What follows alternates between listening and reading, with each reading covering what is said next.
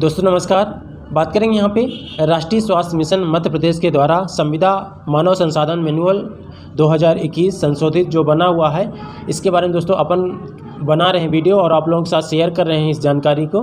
तो please channel को subscribe कर लें। और दोस्तों ये मानव संसाधन मैनुअल वर्ष 2021 जो है सभी के लिए है, जितने भी 32,000 संविदा कर्मचारी हैं सभी के लिए है। और साथ में जितने भी नए ज्वाइनिंग करने वाले हैं, चाहे वो डॉक्टर्स हों, नर्सिंग अफसर हों, नर्सिंग स्टाफ हो या तो पैरामेडिकल स्टाफ हों, सभी के लिए दोस्तों है। उसके अलावा जितने भी इसमें संविदा कर्मचारी आते हैं स्वास्थ्य विभाग में एमपी एनएचएम के द्वारा, तो उन सभी के लिए ये है दोस्तों। तो इसको ज़रूर देखें, इसमें सारी जानकारी दे दी गई है। और इससे पहले दोस्तों मैंने एक वीडियो बना रखा हूँ और इसके बाद ये सेकंड वीडियो दोस्तों, और नेक्स्ट वीडियो में भी लेके आएंगे इसकी जानकारी। यदि इसमें कवर नहीं हो पाई तो प्लीज़ चैनल को सब्सक्राइब कर लें और पूरी जानकारी को ज़रूर देखें। चाहे आप नई ज्वाइनिंग लेने जा रहे हों या तो आप पहले ऑलरेडी संविदा में ज्वाइनिंग ले रखे हों, तो सभी लोग ज़रूर इसको सब्सक्राइब करके रखें और पूरा जानकारी ज़रूर देखें। दोस्तों चलिए आगे देख लेते हैं इसको, आगे के पेज को। तो वीडियो से जुड़े रहें। अब आगे अपन पढ़ लेते हैं, तो लास्ट तक जरूर देखें। तो दोस्तों आप यहाँ पे देखेंगे संक्षिप्त विवरण जो दिया हुआ है यहाँ पे, ये 8/7/2021 से प्रवृत्त होकर और ये जो 2018 का मानव संसाधन मैनुअल था उसका स्थान लेके ये बना हुआ है 8/7/2021 का, और ये आगामी आदेश तक लागू रहेगा। अब चलिए दोस्तों इसके आगे का आगे देख लेते हैं, जो इतना भी बचा हुआ है तो अपन कवर करते हैं, तो वीडियो से जुड़े रहें। नेक्स्ट नोट में क्या बताया दोस्तों, नोट राष्ट्रीय स्वास्थ्य मिशन मध्य प्रदेश अंतर्गत कार्यरत संविदा कर्मचारी अधिकारी यदि राष्ट्रीय स्वास्थ्य मिशन मध्य प्रदेश के अंतर्गत अन्य संविदा पद पर अथवा स्वास्थ्य विभाग में अन्य किसी पद पर चयनित होते हैं, उस स्थिति में 1 माह का मासिक मानदेय जमा करने से छूट रहेगी। ऐसे संविदा कर्मचारी अधिकारी को यथा समय सूचना दी जाना होगी। वार्षिक अनुबंध समाप्त होने पर वार्षिक कार्य आधारित मूल्यांकन एवं दक्षता आकलन के परिणामों के आधार पर योग्य पाए जाने पर अनुबंध नवीनीकरण आधारित अवधि हेतु किया जा सकेगा। वित्तीय वर्ष की समाप्ति अर्थात 31 मार्च को अनुबंध स्वतः समाप्त माना जाएगा एवं ऐसे कर्मचारियों का मानदेय भुगतान तभी किया जाएगा जब अनुबंध का आगामी वर्ष के लिए नवीनीकरण किया जावे या इस संबंध में मिशन संचालक द्वारा कोई अन्य आदेश जारी किया जावे।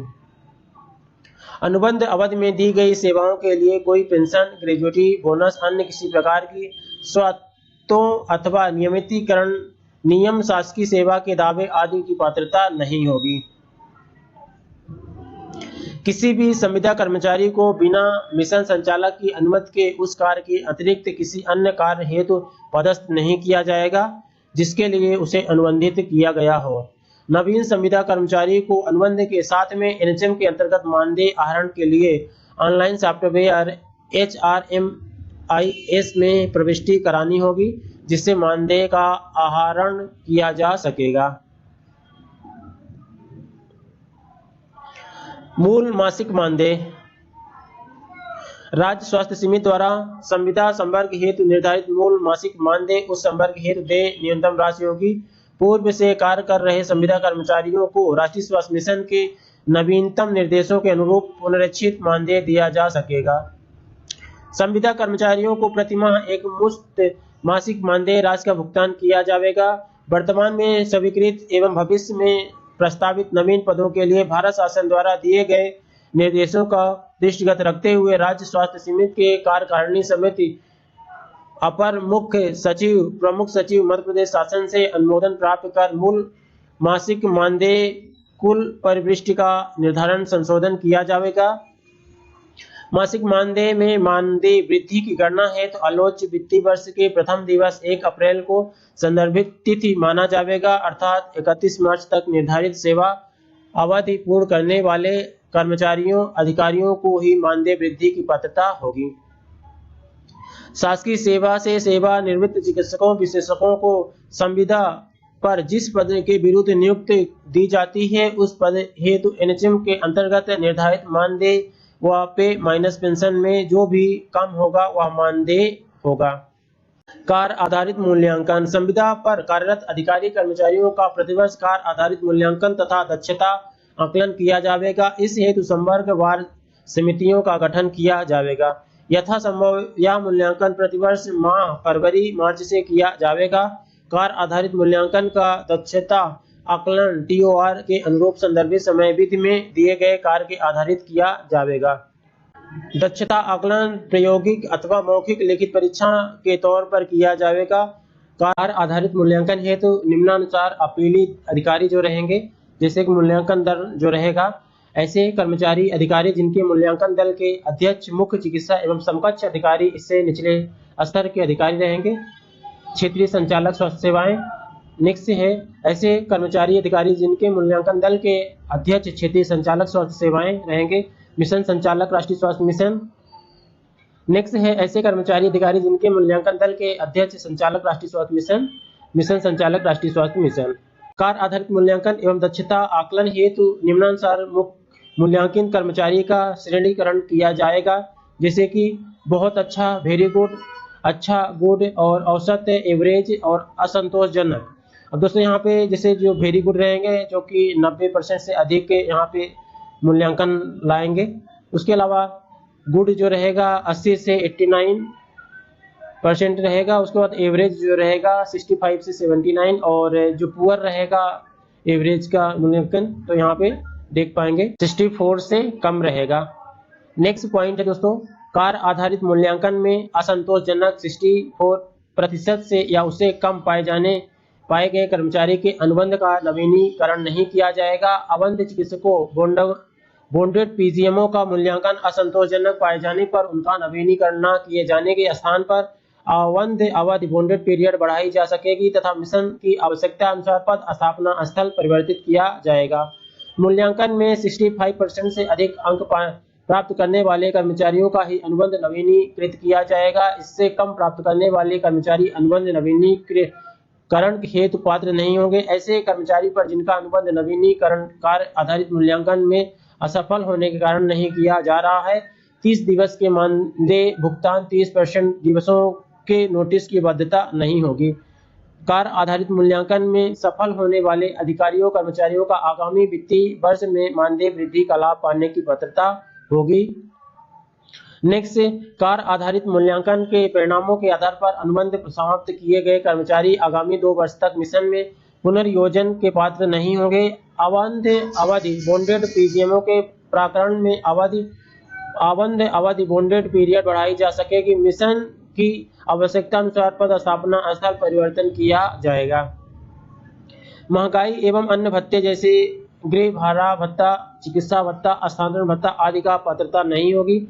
यात्रा एवं दैनिक भत्ता संविदा कर्मचारी को मिशन संचालक अथवा प्राधिकृत अधिकारी से आदेशित शासकीय कार्य से यात्रा करने पर अवधि राष्ट्रीय स्वास्थ्य मिशन के निर्धारित प्रावधान अनुसार यात्रा भत्ता एवं दैनिक भत्ते की पात्रता होगी। इसके अतिरिक्त अन्य किसी भी प्रकार की भत्ते की पात्रता नहीं होगी। वर्तमान में निर्धारित मानदंड अनुलग्न 02 में संलग्न है। मासिक मानदेय में कटौता। TDS कटौती। संविदा कर्मचारी की मासिक मानदेय राशि में से प्रति माह TDS से कटौता की जाएगी। इस हेतु आयकर विभाग द्वारा समय समय पर जारी दिशा निर्देशों का पालन किया जाएगा। EPF कटौता भारत शासन द्वारा एवं मध्य प्रदेश शासन द्वारा समय समय पर किए गए निर्देशों प्रकाश एवं कार्यकारिणी समिति प्रमुख सचिव स्वास्थ्य द्वारा लिए गए निर्णय के अनुरूप मानदेय में से EPF की कटौती की जाएगी। अवकाश। आकस्मिक अवकाश। संविदा पर नियुक्त कर्मचारियों को निम्नानुसार 1 वर्ष में 13 दिन की आकस्मिक अवकाश की पात्रता होगी। 1 माह में अधिकतम 3 दिवस की अवकाश की पात्रता होगी। निरंतर 3 से अधिक दिवस में लिए गए अवकाश अवधि को अवैतनिक माना जाएगा। विशेष परिस्थितियों में मिशन संचालक की पूर्व अनुमति से 3 से अधिक दिवसों का अवैतनिक अवकाश स्वीकृत किया जा सकेगा, किंतु इस हेतु अवकाश में जाने से पूर्व आवेदन देना होगा। अवकाश के कार्योत्तर स्वीकृत नहीं दी जाएगी। अर्जित अवकाश। संविदा पर नियुक्त कर्मचारी को 1 वर्ष में 15 दिवस की अर्जित अवकाश की पात्रता होगी, किंतु आगामी वर्ष में इन्हें गणना में सम्मिलित नहीं किया जाएगा। मुख्यालय छोड़ने की स्थिति में संविदा कर्मचारियों द्वारा लिखित आवेदन प्रस्तुत कर सक्षम अधिकारी से पूर्व अनुमति प्राप्त की जाना होगी। चिकित्सा अवकाश। संविदा पर नियुक्त कर्मचारी अधिकारी को नियमानुसार 1 वर्ष में अधिकतम 15 दिवस की संवैधानिक अवकाश की पात्रता होगी। महिला कर्मचारी गर्भपात की स्थिति में भी इस अवकाश की पात्र होंगी। विशेष परिस्थितियों में बीमारी की गंभीरता देखते हुए जिला मेडिकल बोर्ड से प्रमाणीकरण उपरांत 15 दिवस अतिरिक्त दिवस तक वैधानिक अवकाश मिशन संचालक द्वारा स्वीकृत किया जा सकेगा। शेष अवधि की चिकित्सकीय अवकाश अवैतनिक अवकाश के तौर पर मिशन संचालक एनएचएम द्वारा स्वीकृत किया जा सकेगा, किंतु यह अवकाश अवधि 1 से अधिक वित्तीय वर्षों में विस्तृत नहीं होगी, क्योंकि वित्तीय वर्ष पर सभी अनुबंध स्वयं समाप्त हो जाते हैं। अवैतनिक अवकाश की अवधि की गणना अनुबंध एवं मानदेय वृद्धि नहीं की जाएगी। 7 दिवस से 15 दिवस के चिकित्सा अवकाश हेतु जिला चिकित्सा बोर्ड का चिकित्सा प्रमाण पत्र प्रस्तुत करना होगा। चिकित्सा अवकाश न लिए जाने की स्थिति में इसे आगामी वर्ष में अग्रणित कैरी फॉरवर्ड नहीं किया जाएगा। प्रसूति अवकाश संविदा महिला स्वास्थ्य कर्मचारी अधिकारी को 180 दिवस की प्रसूति अवकाश की पात्रता होगी। इस अवकाश की गणना लगातार होगी, अर्थात इसे टुकड़ों में नहीं आवेदित किया जा सकेगा। यदि अवकाश अवधि 1 से अधिक वित्तीय वर्ष से विस्तृत हो तो अवकाश अवधि वित्तीय वर्षांत तक होगी। आगामी वित्तीय वर्ष हेतु शेष अवधि हेतु इसकी गणना अगली वित्तीय वर्ष में अनुबंध नवीनीकरण की स्थिति के आधार पर होगी। संविदा सेवा के प्रथम वर्ष में लिया गया प्रसूति अवकाश अवैधानिक होगा। यदि कोई महिला कर्मचारी पूर्व में मिशन के अंतर्गत किसी अन्य पद पर कार्य 1 वर्ष से अधिक कार्य कर चुकी है तथा निरंतरता में मिशन के अंतर्गत वर्तमान में किसी अन्य पद में कार्य कर रही है, तो ऐसी महिला कर्मचारी को नवीन पदस्थापना के प्रथम वर्ष में भी संवैधानिक प्रसूति अवकाश की पात्रता होगी। प्रसूति अवकाश प्रथम 2 जीवित संतानों तक देय होगी। पुरुष संविदा कर्मियों को 15 दिवस के प्रत्युत अवकाश की पात्रता होगी। यह अवकाश अवधि निर्धारित आकस्मिक अवकाश के अतिरिक्त होगी। संविदा के प्रथम वर्ष के अवधि में लिया गया प्रत्युत अवकाश अवैतनिक होगा। प्रत्युत अवकाश प्रथम 2 जीवित संतानों तक होगा। पुरुष संविदा कर्मियों को 15 दिवस में प्रत्युत अवकाश की पात्रता होगी। या अवकाश अवधि निर्धारित आकस्मिक अवकाश के अतिरिक्त होगी। संविदा के प्रथम वर्ष की अवधि में लिया गया प्रत्युत अवकाश अवैतनिक होगी।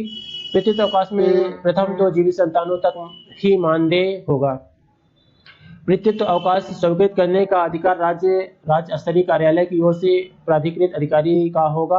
प्रसूति अवकाश अथवा प्रत्युत अवकाश स्वीकृत के लिए जाने हेतु आवेदक को सक्षम अधिकारी को आवेदन किया जाना आवश्यक होगा। सक्षम अधिकारी से स्वीकृत उपरांत ही अवकाश स्वीकृत योग्य होगा। युक्तिकरण या प्रशासकीय हस्तांतरण 3 वर्ष या इससे अधिक समय तक जिला या विकास खंड स्तर पर पदस्थ अधिकारी कर्मचारी का पदस्थापना स्थल परिवर्तन प्रशासनिक आधार पर किया जा सकेगा।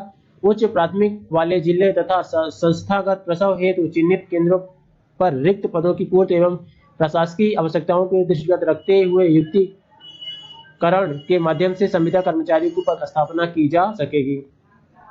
मिशन के अंतर्गत जिले में पदस्थ संविदा कर्मचारियों के पदस्थापना स्थल में परिवर्तित प्रशासकीय आवश्यकता अनुसार युक्तिकरण के माध्यम से जिला स्वास्थ्य समिति द्वारा जिले के भीतर किया जा सकेगा। युक्तिकरण का विस्तृत प्रस्ताव एवं मुख्य चिकित्सा एवं स्वास्थ्य अधिकारी द्वारा तैयार किया जाएगा। युक्तिकरण किए जाने के पूर्व नियमित संवर्ग पदस्थ कर्मचारी अधिकारी की उपलब्धता पर भी विचार किया जावे। इस प्रस्ताव को मिशन संचालक द्वारा अधिकृत अधिकारी के सक्षम प्रस्तुत किया जाएगा। मिशन संचालक की अनुमति के पश्चात युक्तिकरण प्रस्ताव कार्यान्वित किया जाएगा। मिशन संचालक की पूर्व अनुमति के बिना किए गए युक्तिकरण का अवैध माने जाएंगे। शिकायतकर्ता जांच वित्तीय अनियमितता में प्रथम दृष्टया दोषी प्रतीत होने पर संबंधित कर्मचारी का हस्तांतरण किया जा सकेगा। ऐसे कर्मचारी अधिकारी की किसी भी समय पूर्व स्थान पदस्थापना नहीं की जाएगी। ऐसे कर्मचारी का स्थान परिवर्तन वर्ष में कभी भी किया जा सकेगा। कार्य मुक्त हेतु समयविध हस्तांतरण आदेश जारी होने के 1 सप्ताह के भीतर हस्तांतरित अधिकारी कर्मचारी को कार्य मुक्त किया जाना अनिवार्य होगा।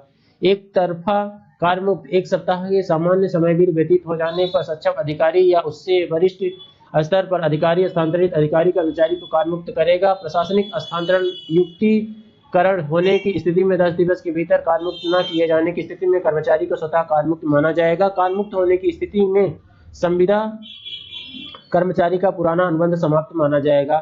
दोस्तों, मानदेय आहरण हस्तांतरण आदेश के क्रियान्वयन के लिए पूर्वोक्त कंडिकाओं में निर्धारित अवधि के पश्चात हस्तांतरित अधिकारी कर्मचारी का मानदेय आहरण पदस्थापना से बंद हो जाएगा। यदि इसके विपरीत मानदेय आहरित होता है तो यह वित्तीय अनियमितताएं मानी जाएंगी और कार्य मुक्त होने के पश्चात स्थानांतरित अधिकारी कर्मचारी का मानदेय नवीन पदस्थापना से ही आहरित होगा। अवकाश स्वीकृत कार्य मुक्त होने के पश्चात एवं नवीन पदस्थापना पर कार्यभार ग्रहण करने के मध्य की अवधि के किसी भी प्रकार का अवकाश स्वीकृत नहीं किया जाएगा। स्थानांतरण पॉलिसी। राष्ट्रीय स्वास्थ्य मिशन के अंतर्गत संविदा कर्मचारियों का स्थानांतरण आवेदन पत्र प्राप्त करने संबंधी प्रक्रियाएं एवं मानदंड। स्थानांतरण नवीन पदस्थापनाएं पदोन्नति उपरांत पदस्थापनाएं केवल ऑनलाइन प्रक्रिया के माध्यम से की जाएंगी। विभाग द्वारा स्थानांतरण आवेदन योग्य संविदा कर्मी से निर्धारित प्रारूप से प्रतिवर्ष स्थानांतरण से प्रतिबंध शिथिल होने पर एक निर्धारित समय विधि में ही ऑनलाइन HRMIS पर लिए जाएंगे।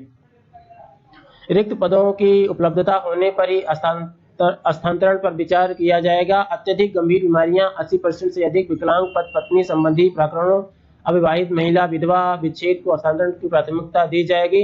यदि पति पत्नी पृथक पृथक पदों पर संस्थाओं में कार्यरत हैं तो दोनों में से किसी एक संस्था में पद रिक्त होने पर उस संस्था में यथासंभव स्थिति पति पत्नी को एक ही स्थल पर पदस्थ किया जा सकेगा। स्थानांतरण के हेतु किसी प्रकार का भत्ता देय नहीं होगा। राष्ट्रीय स्वास्थ्य मिशन अंतर्गत संविदा कर्मचारियों की स्थानांतरण प्रक्रिया तालिका अनुसार होगी। ऑनलाइन HRMIS में स्थानांतरण आवेदन की प्रक्रिया। सामान्य प्रशासन विभाग द्वारा प्रतिवर्ष जारी स्थानांतरण नीति अनुसार आवेदन करने की अंतिम तिथि। आवेदन की जांच। आवेदन करने की अंतिम तिथि से 15 दिवस के अंदर अंतिम आदेश। स्क्रूटनी की अंतिम तिथि 15 दिवस के अंदर। Appeal joining. स्थानांतरण आदेश जारी होने की दिनांक से 30 दिवस के अंदर। ज्वाइनिंग एवं रिलीविंग। आदेश जारी होने से अधिकतम 10 दिवस के अंदर। कौशल वृद्धि प्रशिक्षण। संविदा तकनीकी मानव संसाधन को यथा विशेषज्ञ स्टाफ, चिकित्सक, स्टाफ नर्स आदि को समय समय पर आवश्यकता अनुसार कौशल प्रशिक्षण दिया जा सकेगा। उक्त प्रशिक्षण की अधिकतम अवधि 1 माह होगी, जिसे संबंधित कार्यक्रम प्रभारी की अनुशंसा परमिशन संचालक द्वारा बढ़ाया जा सकेगा। तथापि ऐसे प्रकरणों में संबंधित अधिकारी कर्मचारी द्वारा मिशन संचालक की निर्देशानुसार बांड निष्पादित किया होगा। अवधि राशि निम्नानुसार होगी। 1 माह से अधिक किंतु ₹1,00,000 प्लस प्रशिक्षण व्यय प्लस यात्रा दैनिक भत्ता प्रशासन द्वारा किया गया व्यय। वर्ष से अधिक विशेष परिस्थितियों में 4 वर्ष हेतु बॉन्ड अथवा ₹2,00,000 प्लस प्रशिक्षण प्लस यात्रा दैनिक भत्ता प्रशासन द्वारा किया गया व्यय। सामान्यतः 3 माह से अधिक अवधि के नियमित पाठ्यक्रम रेगुलर कोर्स हेतु अनुमति। मिशन के अंतर्गत कार्यरत संविदा अधिकारी कर्मचारियों को विशेष परिस्थितियों में नियमित पाठ्यक्रम हेतु निश्चित समय के लिए मिशन संचालक द्वारा अवकाश स्वीकृत किया जा सकेगा। इस अवकाश हेतु कर्मचारी को राज्य कार्यालय द्वारा कार्यमुक्त किया जाएगा। मिशन अवकाश अवधि हेतु पद रिक्त रखने हेतु बाध्य नहीं होगा। पाठ्यक्रम पूर्ण करने के उपरांत कर्मचारी को राज्य कार्यालय में उपस्थित देनी होगी। मिशन पदों की उपलब्धता अनुसार आवश्यकता अनुसार समान अन्य पदों पर नियोजन कर सकेगा। मिशन में कार्यरत नियमित सेवाओं के अधिकारियों को भी आवश्यकतानुसार प्रशिक्षण अध्ययन हेतु उनके मूल विभाग के निर्देशानुसार अनुरूप अनुमति दी जा सकेगी। अनुशासन आचरण। मिशन के अंतर्गत विभिन्न संविदा पदों पर कार्यरत सभी कर्मचारी अधिकारी मिशन द्वारा जारी दिशा निर्देशों का पालन करेंगे तथा ऐसी किसी भी कार्य में लिप्त नहीं होंगे जिससे मिशन की छवि को ठेस पहुंचे हो। संविदा पर नियुक्त कर्मचारी को बिना सूचना के कर्तव्य से निरंतर 30 दिवस के लिए अनुपस्थित रहने की सक्षम अधिकारी निम्नानुसार संविदा अनुबंध समाप्त करेगा। संविदा कर्मचारी द्वारा कदाचार करने, वित्तीय अनियमितताओं में शामिल होने, किसी भी आपराधिक कृत्य में लिप्त होने अथवा ऐसी किसी भी कार्य में लिप्त होने पर जिससे राष्ट्रीय स्वास्थ्य मिशन की छवि को ठेस पहुंचती है, सक्षम अधिकारी द्वारा मौखिक अथवा लिखित सुनवाई का अवसर दिया जाएगा। निर्धारित समयावधि में प्रत्युत्तर नहीं दिए जाने अथवा प्रत्युत्तर समाधान कारक न पाए जाने पर नियुक्त अधिकारी द्वारा अनुबंध तत्काल समाप्त किया जा सकेगा। इस हेतु 1 माह का नोटिस, 1 माह का मानदेय देने की बाध्यता नहीं होगी। संविदा कर्मचारी के विरुद्ध शिकायत प्राप्त होने पर सामान्यतः निम्न अनुक्रम में शिकायतों की जांच की जाकर शिकायतों जांच की निष्कर्षों के विरुद्ध अपीलों का निपटारा किया जाएगा। संवर्ग में क्रमांक 1 में जैसे कि प्राथमिक स्वास्थ्य केंद्र, उप स्वास्थ्य केंद्र स्तर पर कार्यरत कर्मचारी चिकित्सकों को छोड़कर उनकी जांचकर्ता जो अधिकारी रहेंगे, मुख्य चिकित्सा स्वास्थ्य अधिकारी, जिला चिकित्सा अधिकारी के नेतृत्व में गठित जांच दल रहेगा। और अपीली अधिकारी क्षेत्रीय संचालक स्वास्थ्य सेवाएं रहेंगी।